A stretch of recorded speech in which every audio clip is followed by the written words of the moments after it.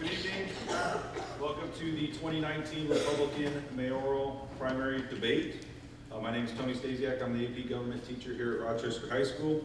This debate is many years old, probably 20 years plus, between the Rochester High School Advanced Government class and the Rochester Sentinel. And before we start, even though he's not here, I would like to give a tip of the cap to Mr. Bill Wilson. I've been involved in this about 10 years. And I remember when I became the senior government teacher, one of the first calls was from Bill about getting debates together and how it worked. And I had no idea what I was doing, but Bill was a great mentor and gives a great voice to the community.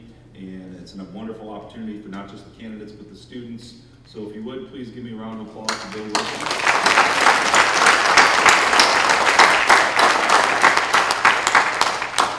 And at this time, would you please rise as Isaiah Jackson and Haley Wilson, two students from Rochester High School, will lead us in the national.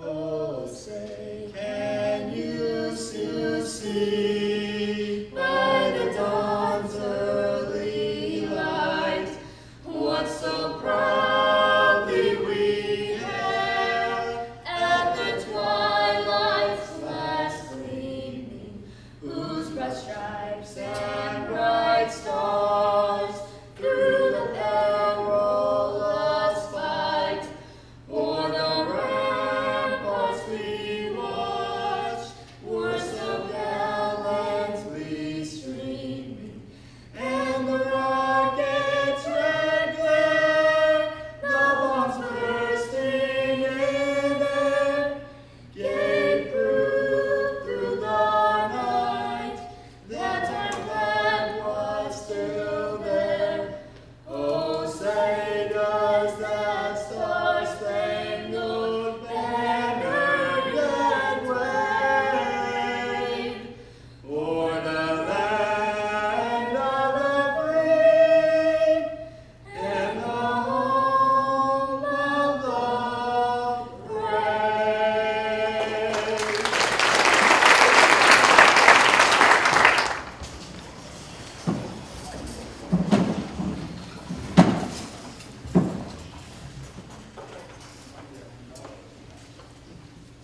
Okay, thank you. Some introductions. Our panelists tonight from the Rochester Sentinel, Christina Seiler, and AP Government students Jacob Bowman, Cody Dennis, Isaac Smith, and down here in the front, keeping time and keeping our candidates on time with keeping, Adam Brown and Peyton Hyatt. And I'd also like to introduce our contestants, the incumbent mayor, Mr. Ted Denton, and the challenger, former mayor Mark Smiley. These two have been up here before, and we're looking for an engaging and lively debate. Our format tonight is as follows. Each candidate will get 2 minutes for an opening statement. They have drawn for speaking order, and Mr. Smiley will go first, and that means Mr. Denton will go first for the closing statements at the end, which he'll get another 2 minutes. As the panelists ask questions, the initial response gets 2 minutes, and then there's a 90-second rebuttal. And then at the end of the panel questions, the candidates have agreed to ask one question of each other, which they will do, and then proceed with closing statements, and then we'll wrap it up. So that is a little bit of our format. We'd like to thank the Sentinel, RTC, and WRI for being here with us. I'm sure we have a worldwide audience, and everybody's waiting to get started, so we certainly will. So as I said, they have drawn for speaking order. Mr. Smiley, your first opening statements are 2 minutes.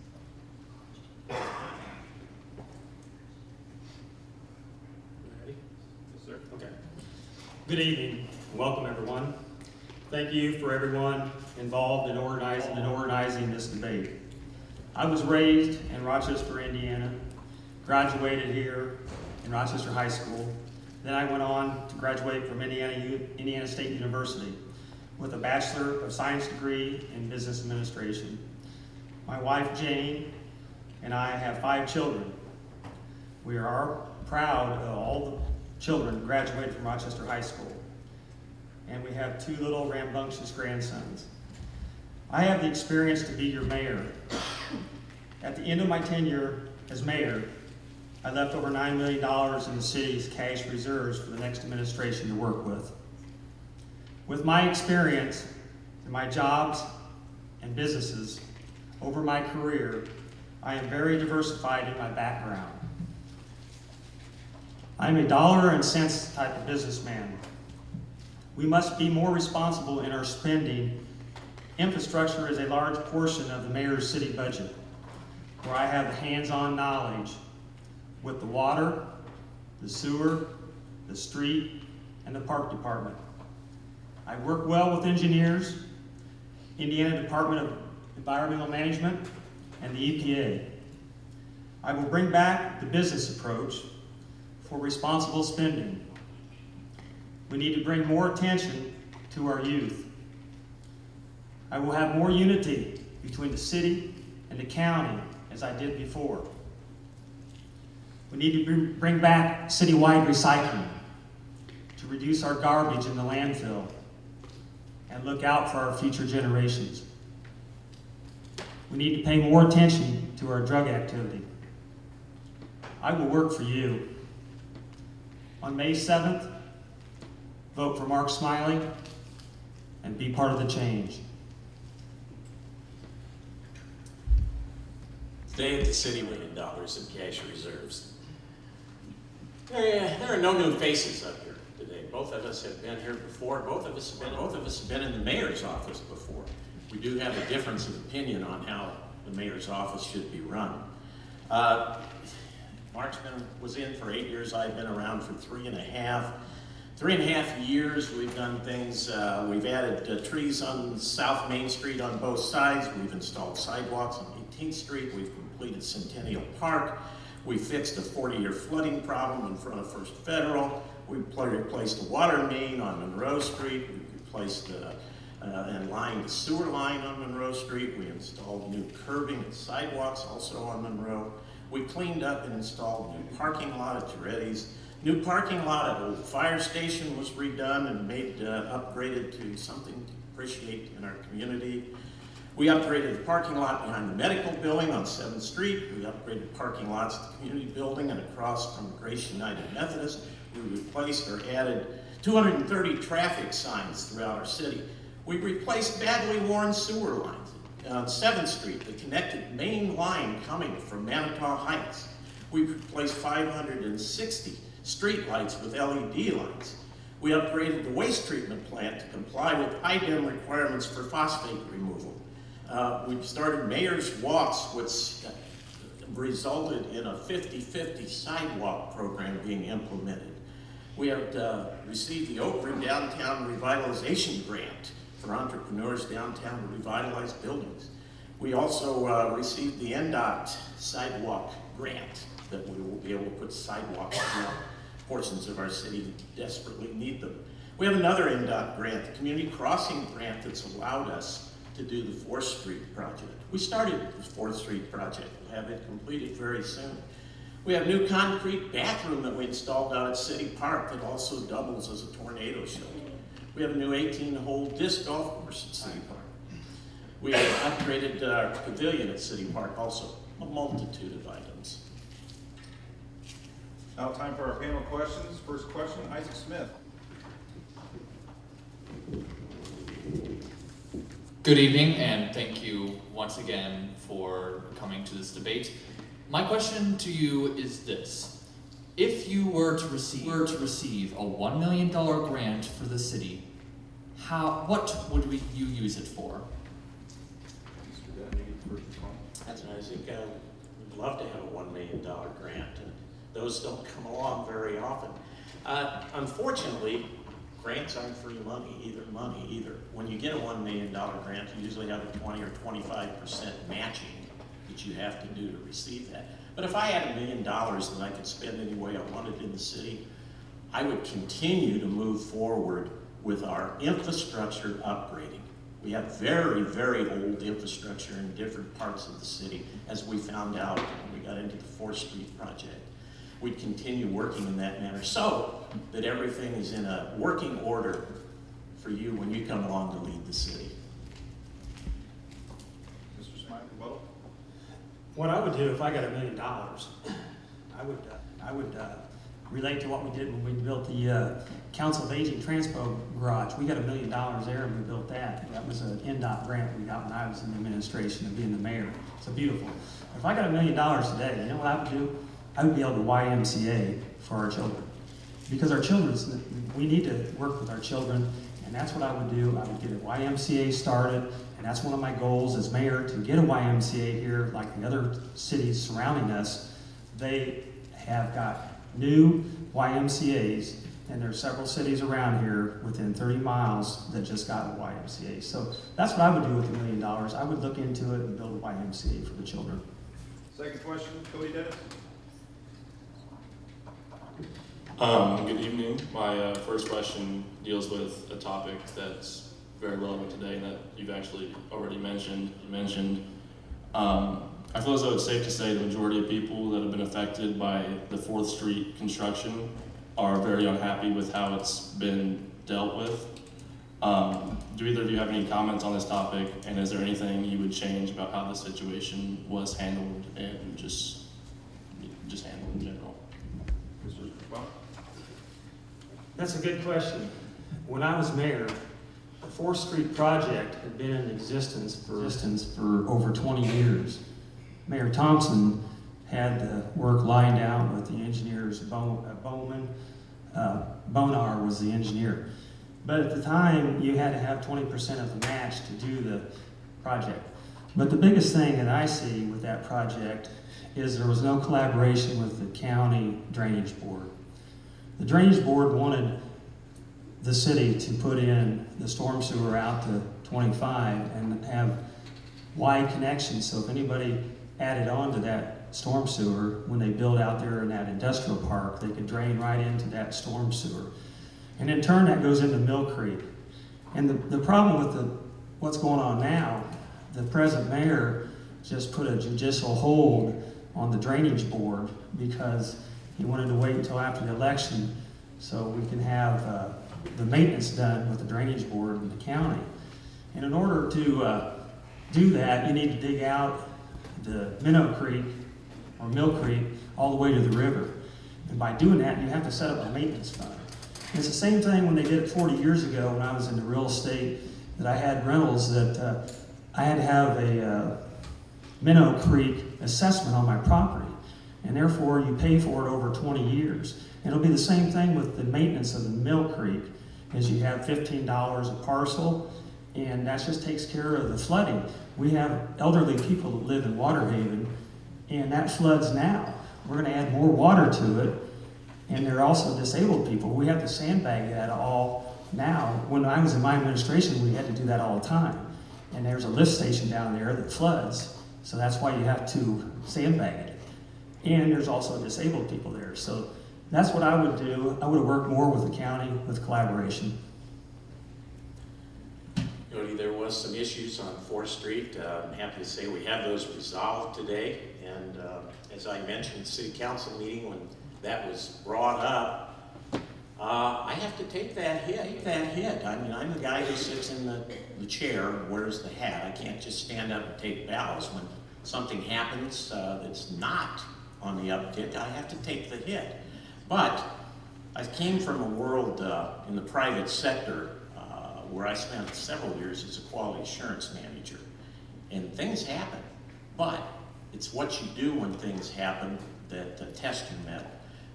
You get into the world of corrective action and moving forward, and also make sure that you don't have those issues come up again. Now, what we're going to end up with very soon, it's just about completed. Actually, if weather prevails, we'll be finishing up the blacktopping of Ohio Street on Saturday.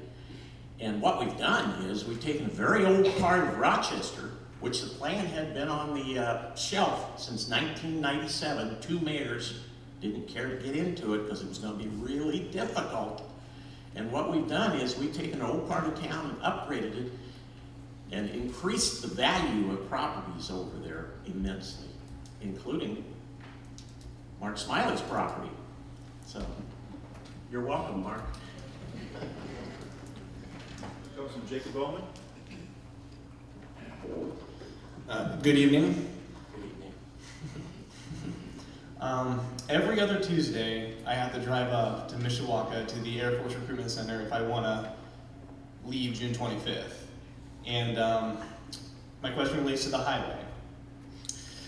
Whenever I get close to Mishawaka and I look before I exit, it's just restaurants, hotels, stops.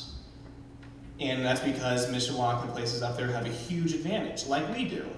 And if you look off the side of if you want to get to Indy, you go on 31. If you want to get to Michigan, you go on 31. In between, we have Rochester. And right off the highway, it's really not much. We have just one stop and a couple of fast food restaurants. And I think you have to admit that Rochester has a huge advantage with Highway 31. So my question is, how do you think we could use this advantage for significant economic growth? Excellent question. I'm glad you asked it. Economic growth, as I know now, being in the mayor's office, isn't something that happens overnight. We have spent the last 3.5 years knocking on a lot of doors, making a lot of calls, Terry Lee and myself, to different places outside of, even outside of the state, talking to people about investment in Rochester. The pilot truck stop came into town a couple of years ago, and all of a sudden we've got a facility operating out there that's pristine and is employing 40 new people. Wings, etc. will be breaking ground out there right next to them very, very soon. They're getting their state permits wrapped up right now. It's going to be like a domino effect, Cody, but it just doesn't happen all at one time. We want to make some plans. The Redevelopment Commission and the mayor have some plans to get the road finished out on Apache Drive in the center there, right in front of Schnabel-Tiers, going out to 14, getting a road connected there so that we've got two places to come in and come out of that development area. Hoping that's going to help us get some folks out there. It's a good question. It's going to happen.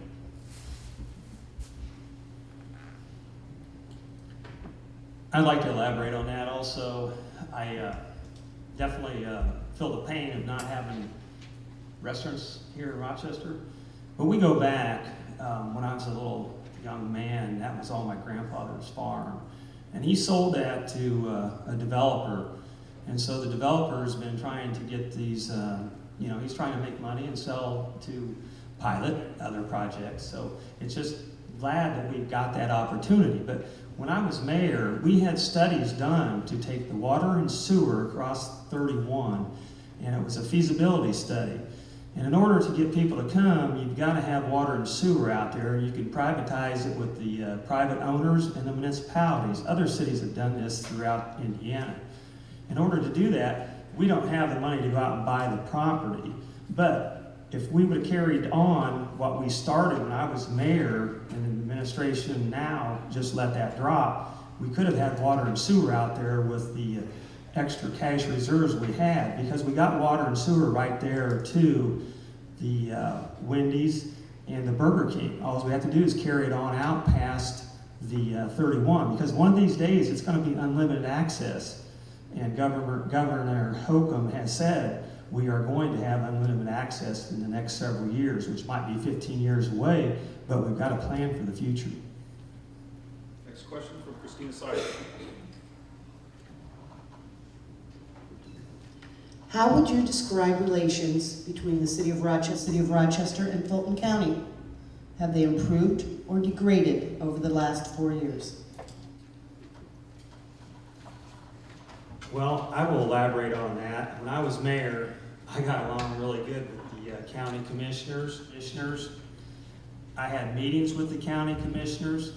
I know we have a new slate of county commissioners now, but back when Roger Rose was in there and Mark Rodriguez, the late Mark Rodriguez, we met and we discussed things that we could do and share our resources.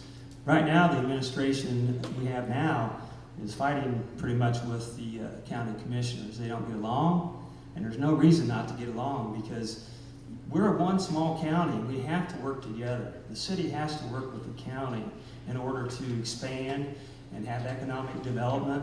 Right now, the mayor put a judicial hold on this Minnow Creek maintenance fee. Why is that? Because it needs to be done, so why are we fighting? We can sit down at the table. I talk with the commissioners now, and a lot of the county council.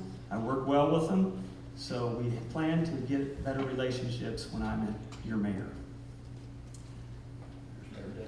The Mill Creek incident that Mark refers to started back in December when all the stakeholders that drain into Mill Creek were called to a drainage board meeting, and we were instructed that we were going to be assessed $15 an acre to across the board, all of us to clean the Mill Creek. There were lots of questions you might imagine that came up from the meeting, and one of them being was, where did you come up with your figure? Wasn't really a clear answer given, and there was a lot of consternation as to why would everybody get a shotgun approach to that assessment.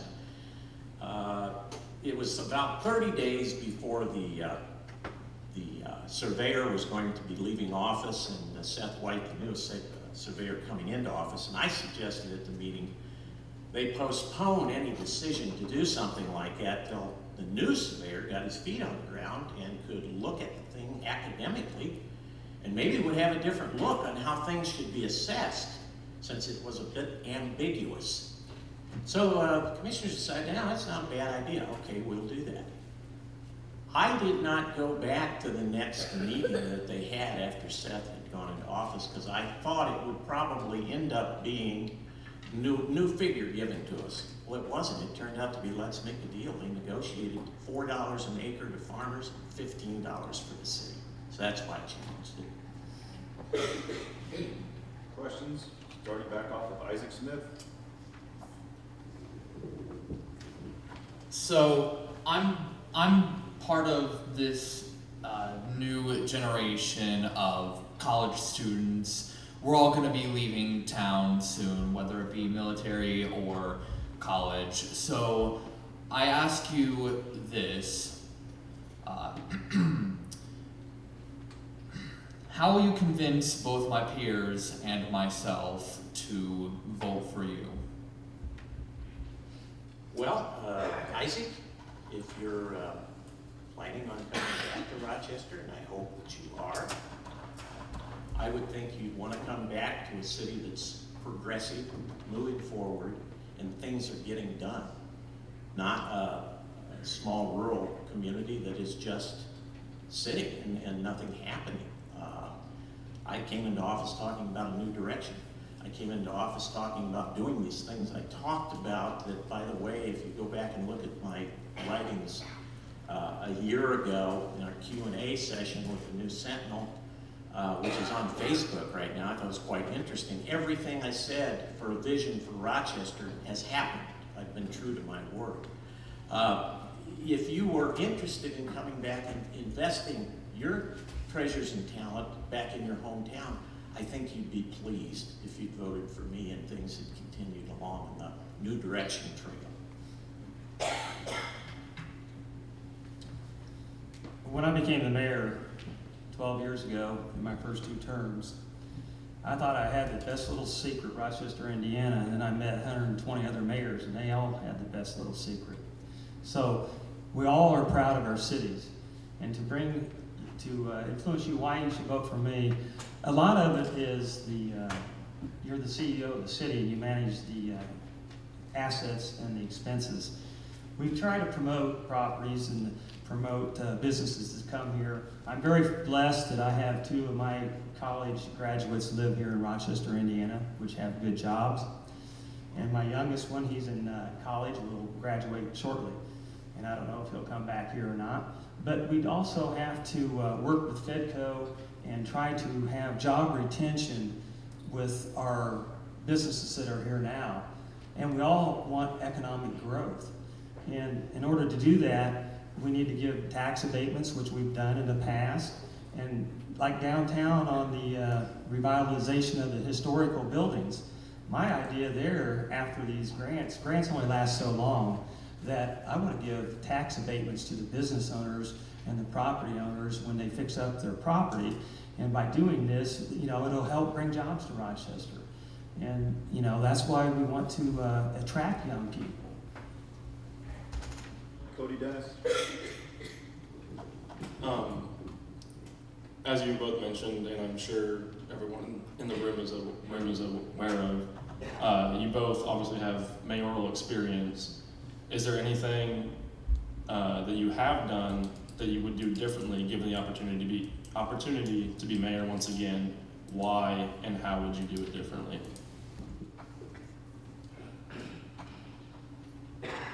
What I would do differently, I want to be mayor again because it's in my blood. I like to be the mayor.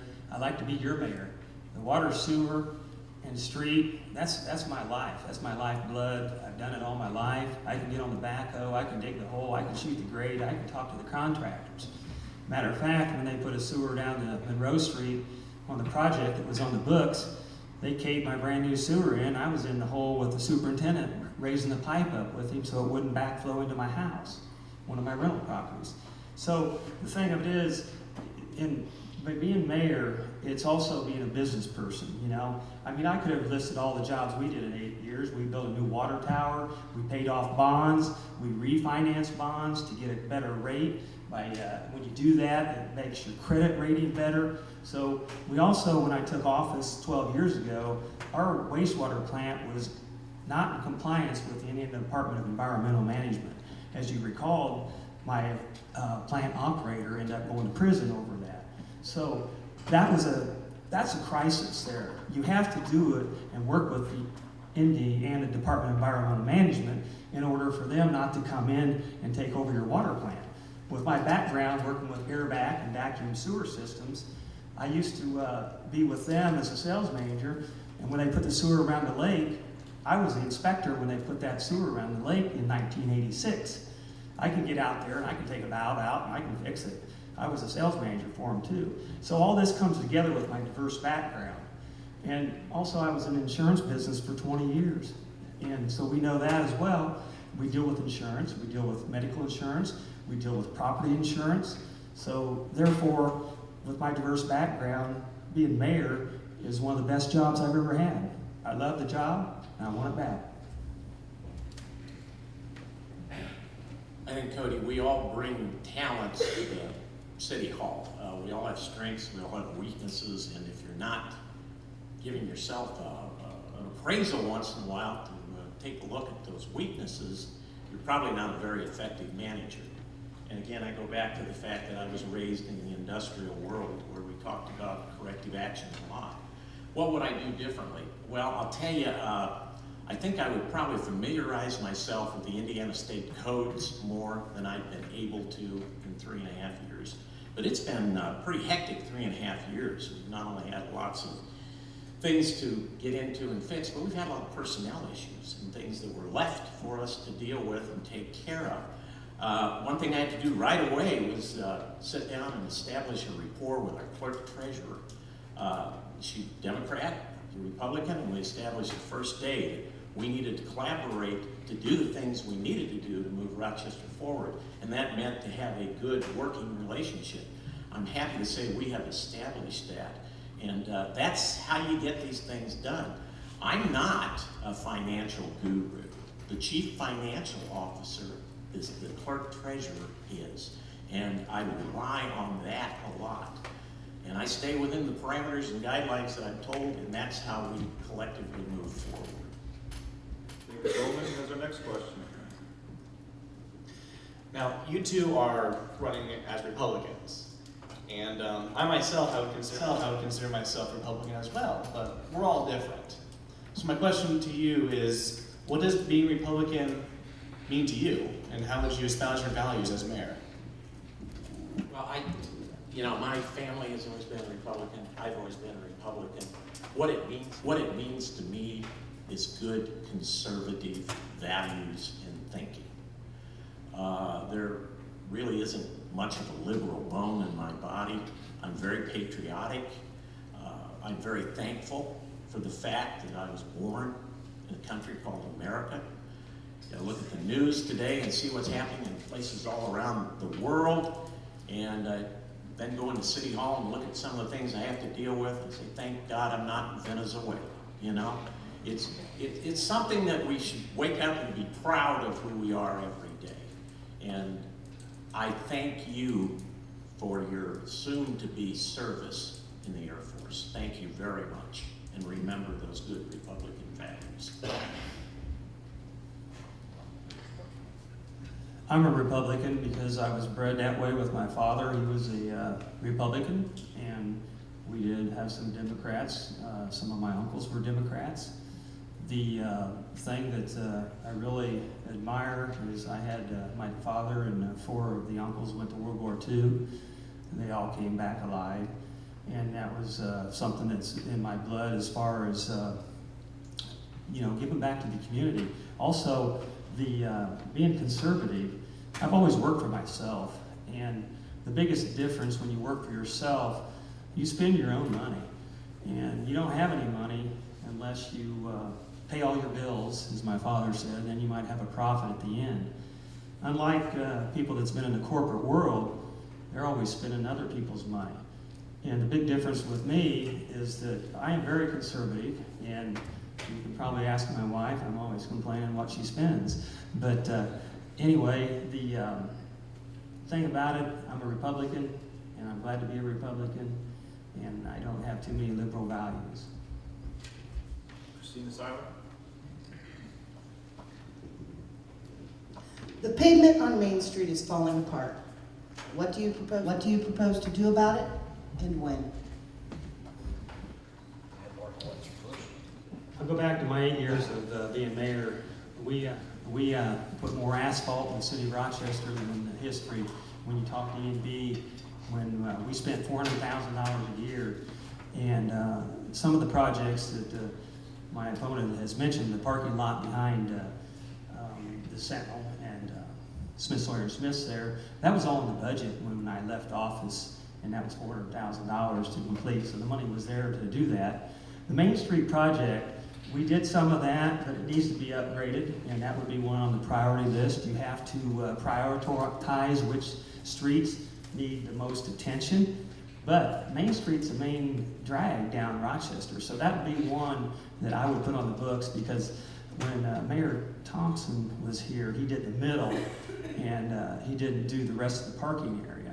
And now the parking area down there by 5th and 4th Street, and that is all falling apart. So that would be on one of my top priority lists. And then when I was mayor, I'd drive around and I would look and see the streets that needed to be paved.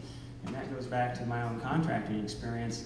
I could see that, or what the concrete needs to be fixed. So that would be in one of my priority projects on Main Street, because that's one of the part of the downtown Main Street is our heart of the city. You are right. That is an area that we need to attend to. We do plan, it's in the goals and objectives to apply for another community crossing grant at the end of this year, which was the grant that we got $670,000 to do the 4th Street project, which, by the way, is the second busiest thoroughfare in our community, second to Main Street. We've held off on Main Street because when we get into that, there will be quite an extensive storm sewer renovation going on. If you've noticed over the years, when it rains very hard, several of the places downtown have water coming up over the curb into the buildings. So we've wanted to only tear that street up one time, but it is on the goals and objectives list for a community crossing grant application. Christine, do you have one more question? By the way, it's very good to see you tonight. Thank you. I'm very happy to be here. Are body cameras worn by Rochester police officers all the time? Why or why not? Should police body cam videos be made public? Why or why not? Well, I've got to applaud my opponent over here for the body cameras. That was probably one of the best tools I think a police officer could receive. You probably agree with that. It's something that puts you and me on the scene with that police officer. And it has been invaluable when going to court, when officers have to testify or whatever. Sometimes they don't even have to testify. They just put the body camera down in front of the judge and it's all taken care of. Should those things be made public? Well, they are part of public records, and there is a process where you can go through to see those unless they're being used in an active investigation as such, and then they're not available. But at some point in time, they would be able to be released.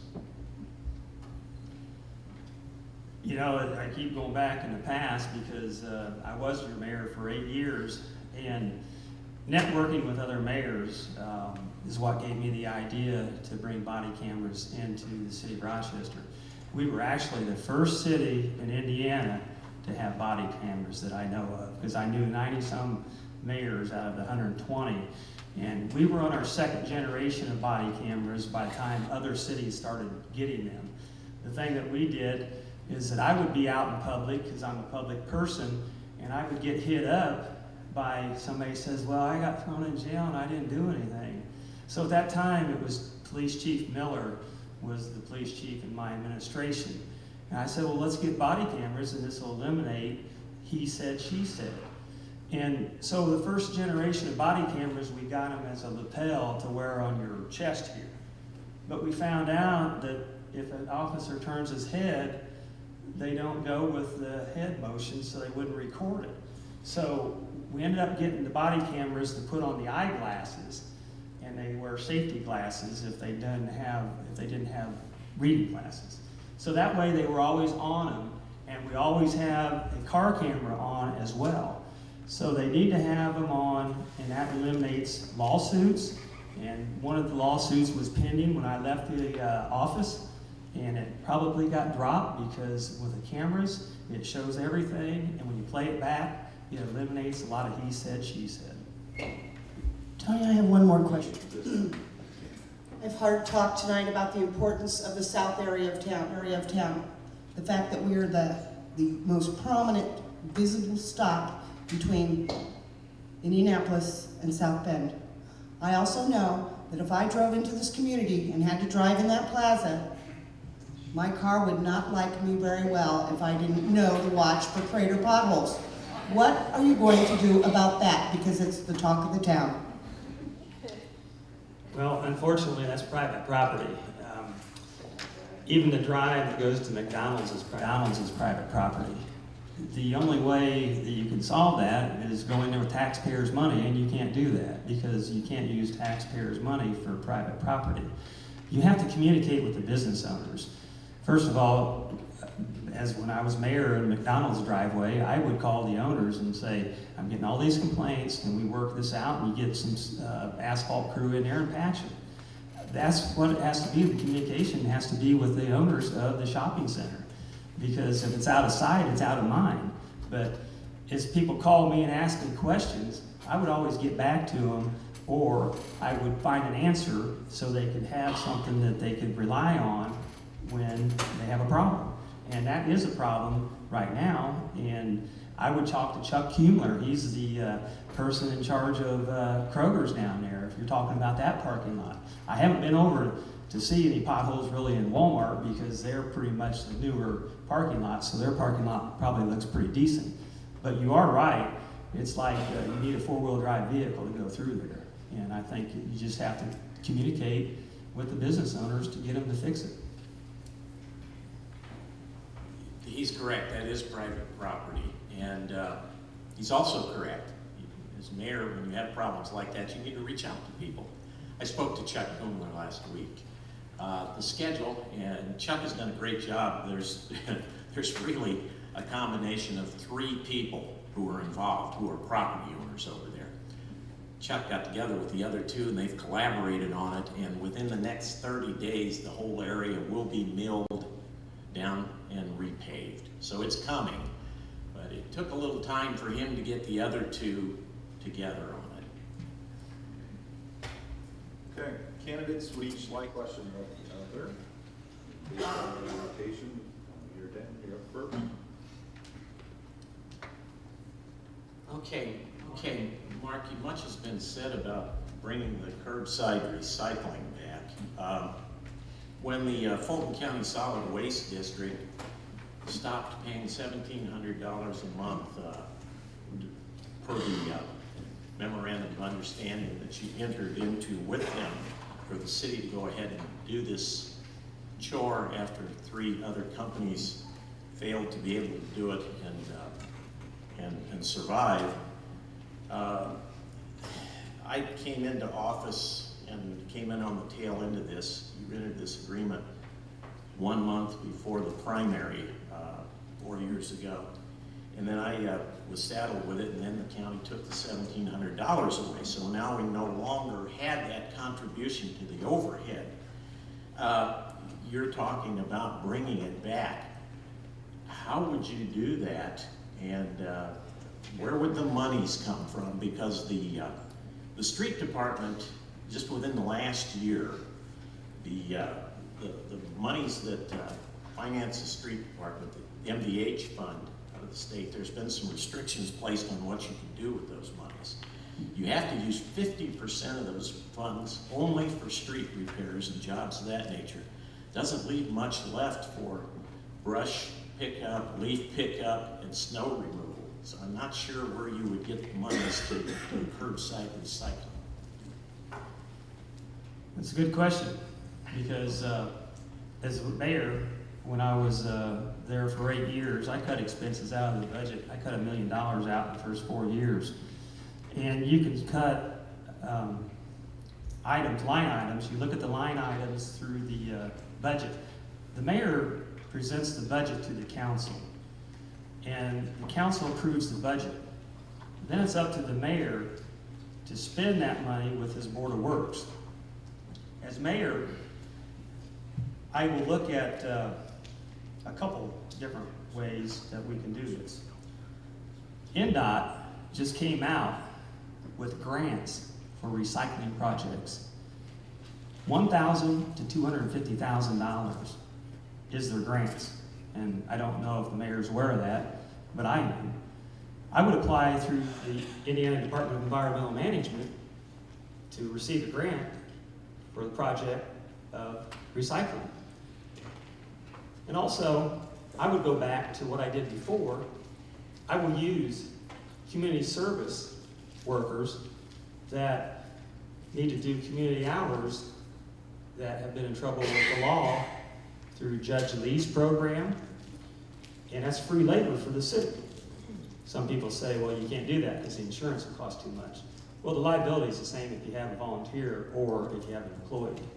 So therefore, if you use free labor and you get grants and you are responsible in the spending and cut expenses out where you can, we can afford it. We did it before. I don't see any reason why we can't do it now to eliminate the garbage in our landfill and to give our future generations something to look forward to, not all the trash in the landfills.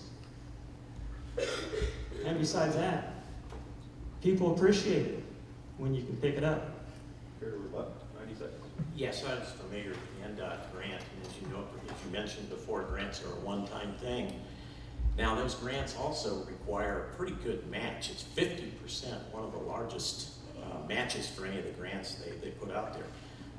We spent an inordinate amount of time after the Solid Waste District pulled their $1,700 back, having meeting after meeting after meeting, trying to decide how we could continue to do this in a fiscally responsible manner for basically 500 households in town. I didn't see you at any of those meetings. I don't remember that, nor do I understand where you all of a sudden became passionate over this issue. If you had been, I would have thought you'd have been to those meetings. Okay. Mr. Smiley, your question for Mr. Bench. Okay, I'm in the private sector, and when I hire an individual to work for me, I interview and I make a choice if I'm going to replace somebody that's retired. In your administration, you were looking at replacing an employee that was maybe going to retire someday. And so you had two candidates for the position. You couldn't make up your mind which one, so you just hired both of them and said it's in the city budget. It was in the Rochester Sentinel. Now, if you're in the private sector and your management skills that you've had in corporations, you would actually do that if it was your own money or a corporation you were working for.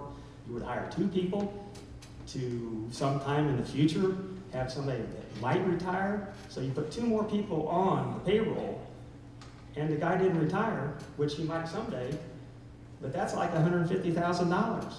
That could go towards infrastructure. What's your comment?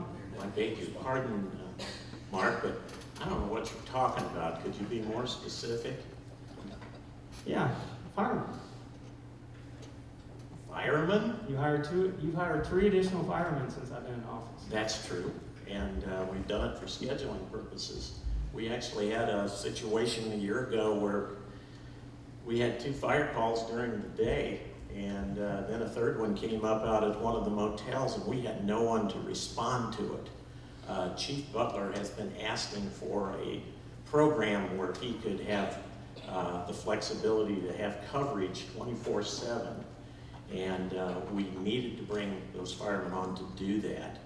Also, you did hit on the fact that there's a retirement issue. Now I understand what you're talking about.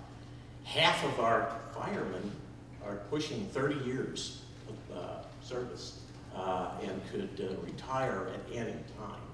And when that happens, we would be left in a tough situation if we didn't have a couple of folks who weren't that close to retirement in our system.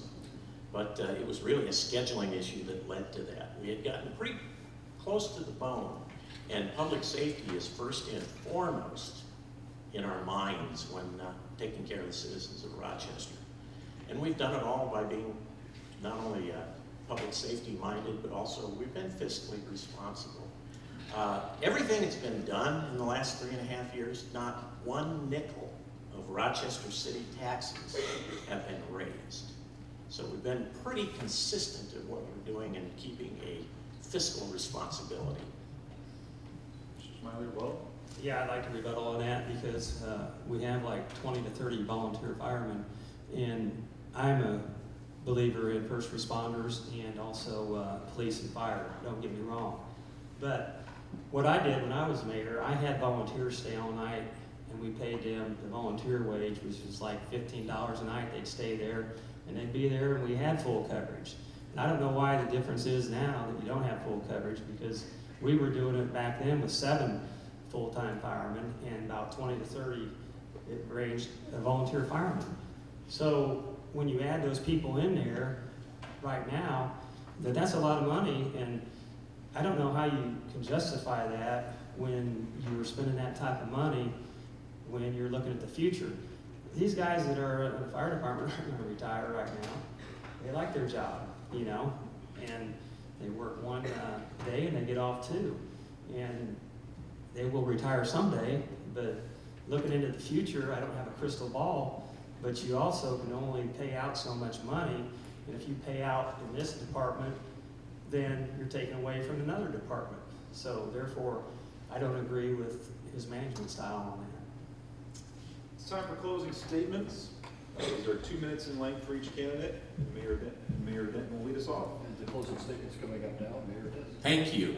I'd like to thank everybody that have come out tonight. I'd like to thank Cody, Jacob, Isaac, and of course Christine. Thank you for being here tonight. Mr. Stasiak, thank you. Thank you to WROI, thank you to RTC. Most of all, thank you to the folks out there who are listening in and watching in. I know there's lots of you out there who couldn't make it here tonight. There are some clear differences in the 2 candidates here. We both have a track record. We both have experience in the office. We both have a record that is either a result-oriented record or something else. You've all seen us both in operation. It's clearly going to be a choice of who do you trust to move your city forward. This isn't about me, I can tell you that. I could promise you things all day long, but the system doesn't work that way. You have to have a good city council, you have to have a good board of works, and you have to have a good clerk treasurer.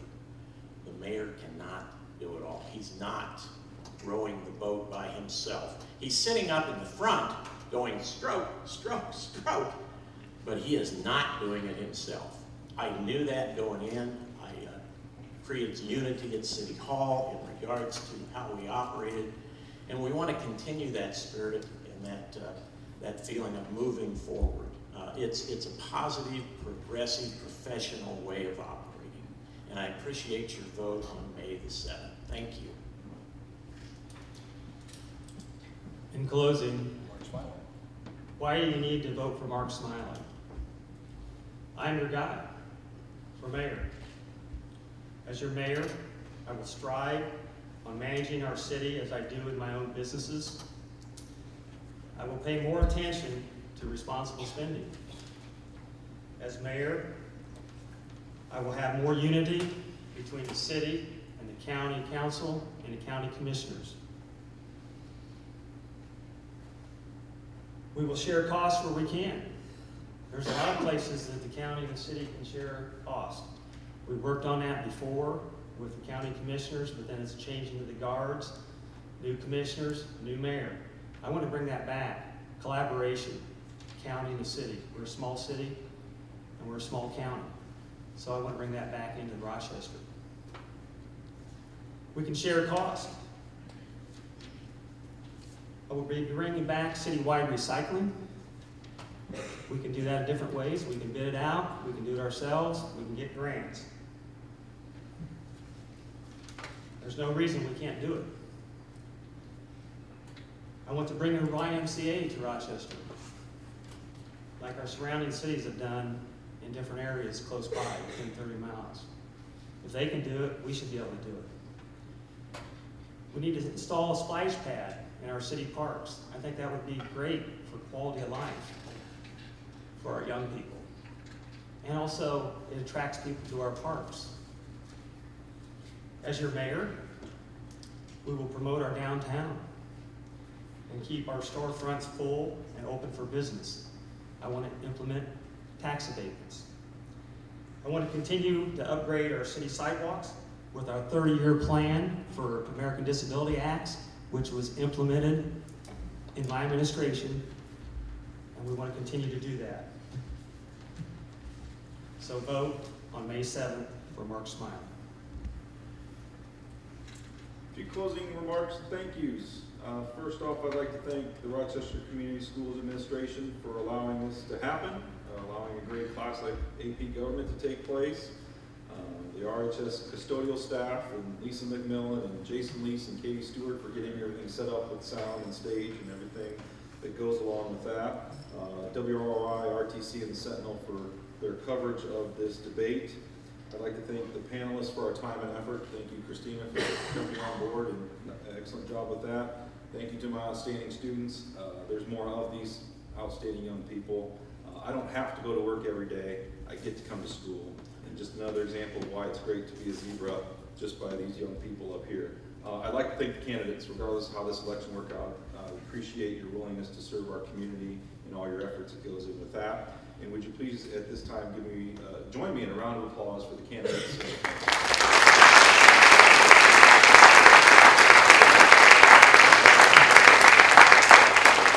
And with that, the debate closes, reminding you Election Day is Tuesday, and go Zebras. Yeah, of course.